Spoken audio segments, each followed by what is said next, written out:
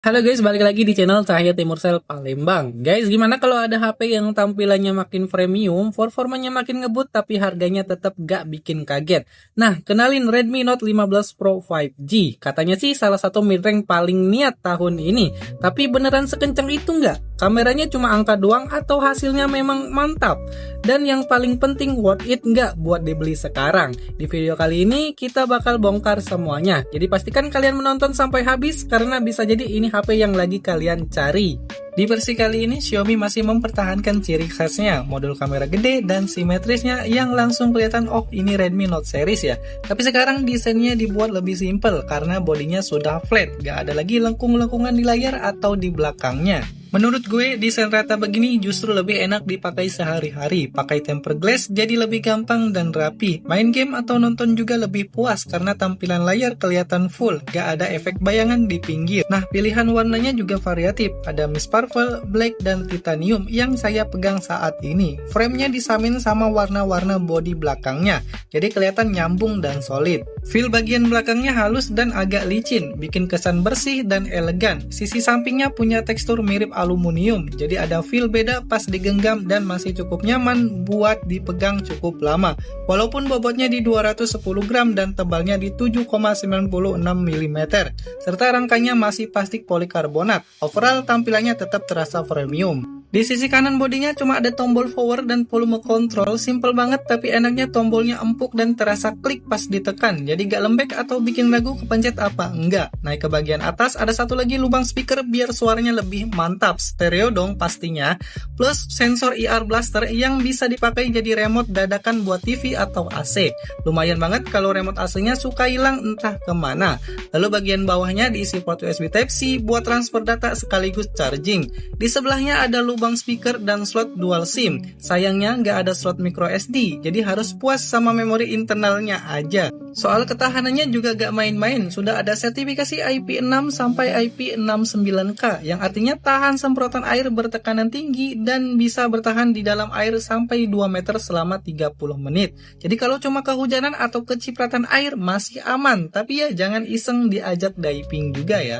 Nah, kalau ngomongin layar, Xiaomi tuh konsisten banget. Bahkan di kelas harga yang masih ramah dompet, layarnya tetap dibikin serius. Redmi Note 15 Pro 5G ini sudah pakai AMOLED 6,83 inci dengan resolusi di 2772 x 1280 pixel. Ukurannya lega, tampilannya tajam dan kontrasnya dalam, khas AMOLED. Bukan cuma soal ukuran aja, fiturnya juga nih atau sampling rate-nya sampai 2560 Hz dan brightness puncaknya diklaim tembus 3200 nit plus PWM dimming 3840 Hz. Jadi selain terang banget buat dipakai outdoor, tetap dirancang supaya nyaman di mata untuk pemakaian cukup lama. Secara tampilan, layarnya memang kelihatan mewah dan punya bezel tipis di keempat sisinya. Jadi kelihatan lebih lega dan modern. Ditambah lagi desain punch hole kecil di tengah buat kamera depan bikin tampilannya makin clean dan terasa premium. Dukungan warna 12 bit dan color gamut DCI P3-nya juga bikin warna terlihat kaya dan gradiasinya halus. Hampir gak kelihatan efek patah-patah atau color banding. Buat nonton film atau sekedar scroll Instagram, visualnya enak banget dilihat. Refresh rate di 120Hz-nya juga sudah adaptif. Sistemnya bisa otomatis pindah dari 30Hz sampai ke 120Hz tergantung aktivitas.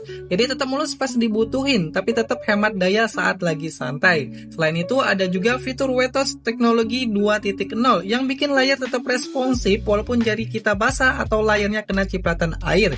Jadi misalnya habis cuci tangan, lagi kehujanan atau tangan agak lembab, layar tetap bisa disentuh dengan normal tanpa ghost touch yang aneh-aneh. Dukungan HDR-nya pun lengkap, ada Dolby Vision dan HDR10+, serta kompatibel dengan format seperti HDR, HDR10+, HLG sampai Dolby Vision. Ditambah Wi-Fi L1, jadi streaming Netflix atau platform lain bisa Full HD tanpa diturunin kualitasnya. Masuk ke audionya, HP ini pakai stereo speaker di atas dan di bawah dengan dukungan Dolby Atmos. Suaranya cukup lantang, soundtracknya terasa luas dan vokalnya lumayan jelas. Buat nonton, main game, atau dengerin konten sehari-hari sudah lebih dari cukup. Xiaomi bahkan kasih opsi volume sampai 400%, tapi jujurnya kualitasnya paling enak tetap di 100%.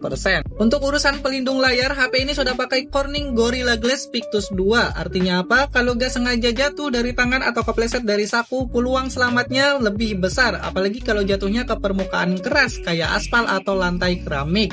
Selain itu lebih tahan gores juga, jadi gak gampang baret cuma karena gesekan sama kunci atau barang lain di dalam tas. Sementara soal keamanan, HP ini sudah pakai fingerprint di dalam layar, jadi tinggal tap di area layar langsung kebuka. Simple dan kelihatan lebih clean, responnya juga cepat, jadi buat buka kunci atau login aplikasi gak perlu nunggu lama. Tempel getar dikit langsung masuk. Tapi kalau lagi malas pakai sidik jari, ada juga AI Face Unlock, tinggal angkat HP, lihat ke layar, dan otomatis kebuka. Di sektor performa, Redmi Note 15 Pro 5G ditenagai Dimensity 7400 Ultra, yang jadi penerusnya dari 7300 Ultra di generasi sebelumnya. Sudah pakai pabrikasi 4 nanometer, jadi harusnya lebih efisien dan gak gampang panas. Susunan prosesornya masih mirip dengan sebelumnya, yang punya kecepatan CPU sampai 2,6 GHz, jadi buka banyak aplikasi, scrolling sampai main game masih kuat. GPU-nya pakai Mali G615, yang cukup oke buat kelas menengah.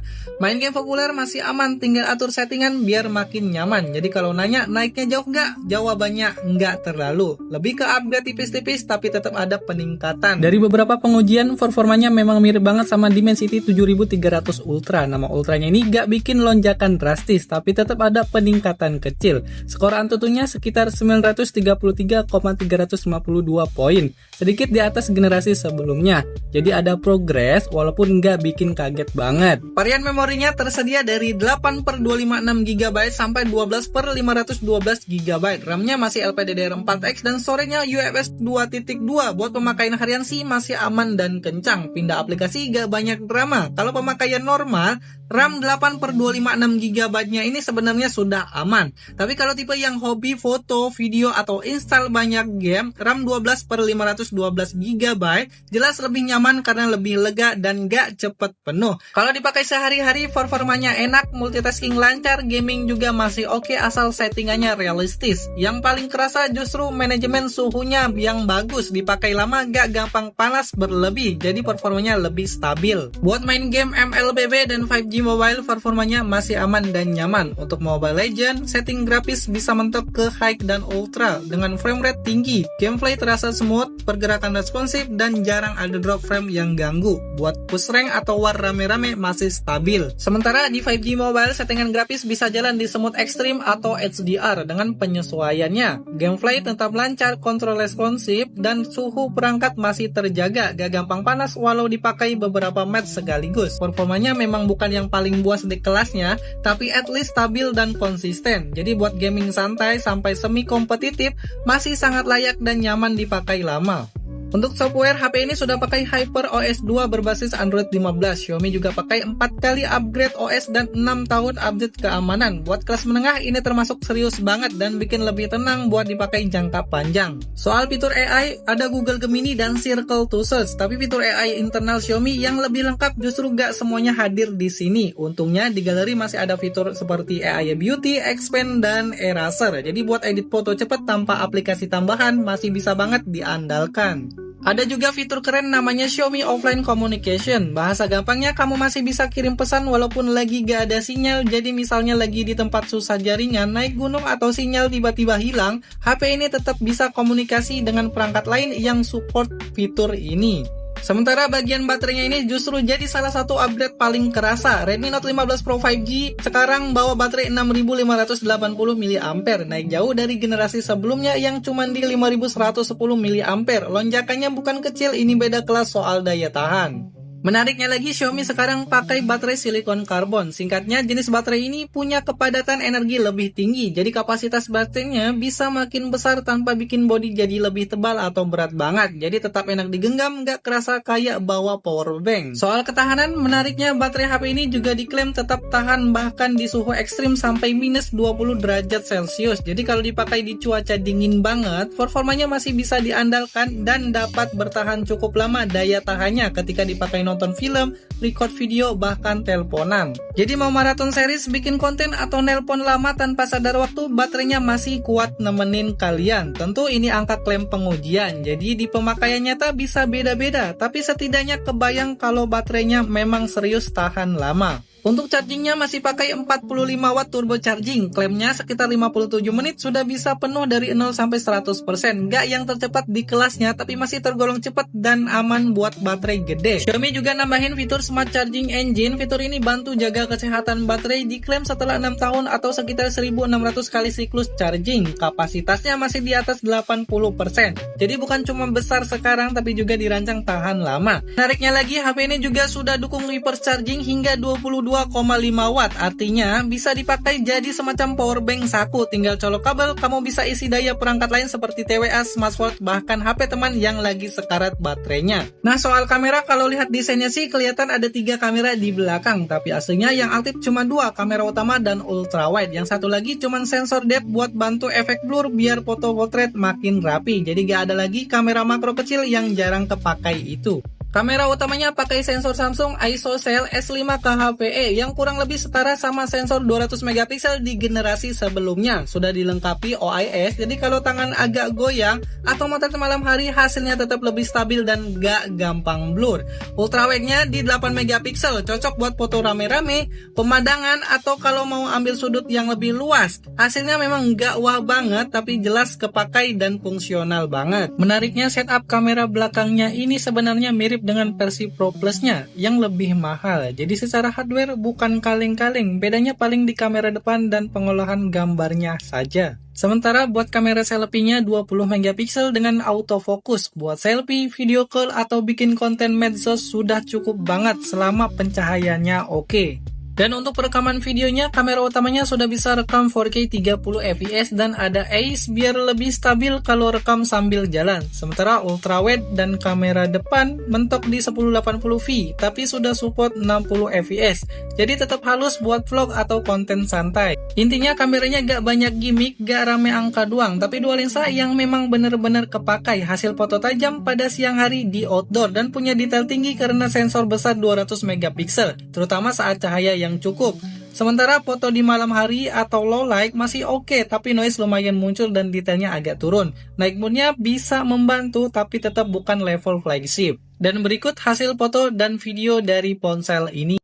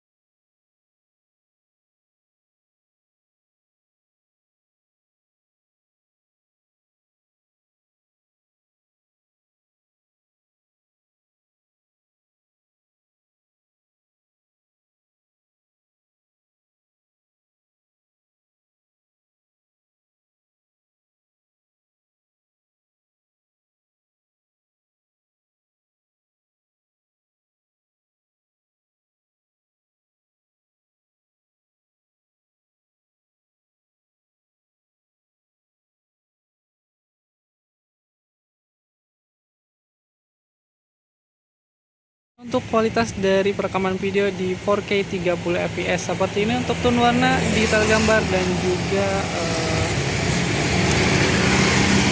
perekaman videonya ya. Ini bisa zoom juga ke 6 kali. Nah, ini masih kelihatan dengan jelas ya untuk font-font dari Indomaret dan Alfamart ya. Kita coba bawa jalan ya, apakah masih ada kestabilan di 4K 30 fps nya.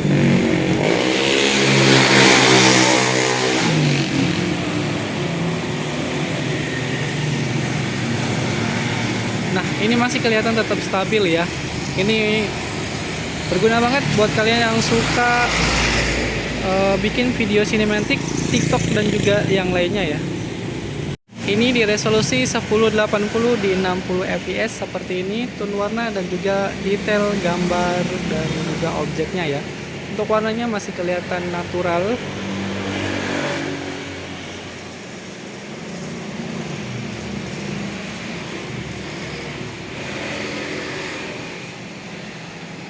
Ini untuk jalannya masih kelihatan stabil ya.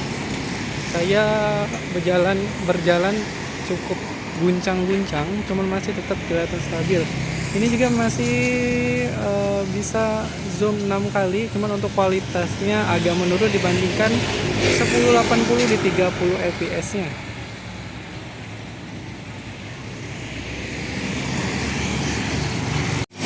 Dan ini untuk di resolusi 1080 di 30 fps seperti ini untuk tone warna dan juga detailnya cakep. Untuk warnanya masih kelihatan natural.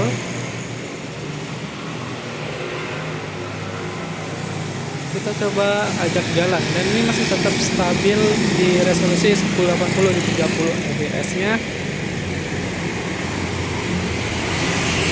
Ini bisa zoom ke 4 sampai 6 kali ya. Itu masih kelihatan jelas.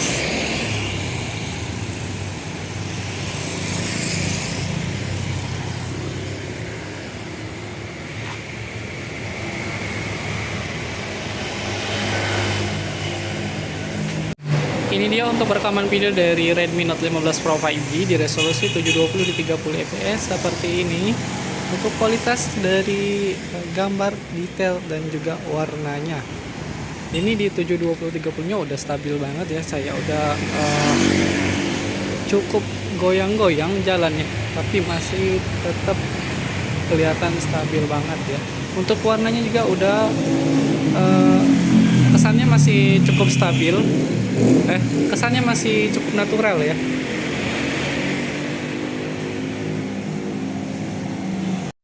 Dan ini untuk di resolusi 1080 di 60 fps seperti ini untuk tone warna dan juga skin tone-nya.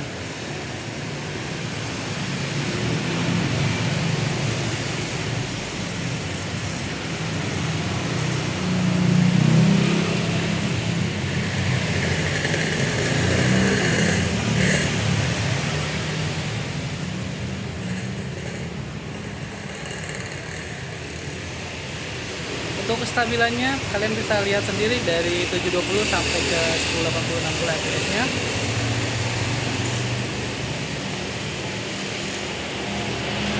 Ini untuk resolusi di 1080 di 30 fps untuk kamera bagian depan seperti ini untuk skin tone dan juga warnanya.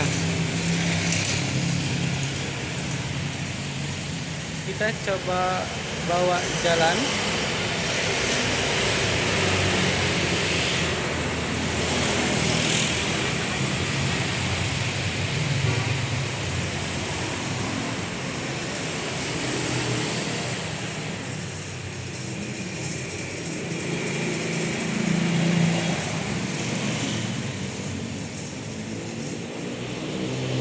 Dan ini dia untuk rekaman video dari Redmi Note 15 Pro 5G di kamera bagian depan. Untuk resolusinya di 720 di 30 fps seperti ini untuk tone warna dan juga skin tone saya ya.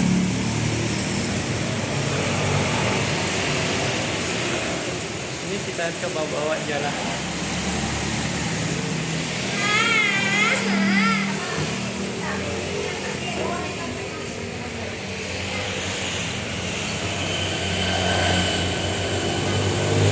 Kesimpulannya, Redmi Note 15 Pro 5G adalah paket lengkap di kelas menengah dengan layar besar yang cakep, baterainya tahan lama, performanya stabil buat harian dan gaming ringan, serta kamera yang bisa diandalkan untuk konten sehari-hari. Bisa optical zoom 4 kali. Secara keseluruhan, ini ponsel yang nyaman dipakai harian dan sesuai buat banyak kebutuhanmu tanpa bikin kantong bolong. So, kalau kalian suka video ini, jangan lupa klik tombol like, subscribe, dan aktifkan bell notification-nya supaya gak ketinggalan review gadget terbaru lainnya. Sampai jumpa di video berikutnya.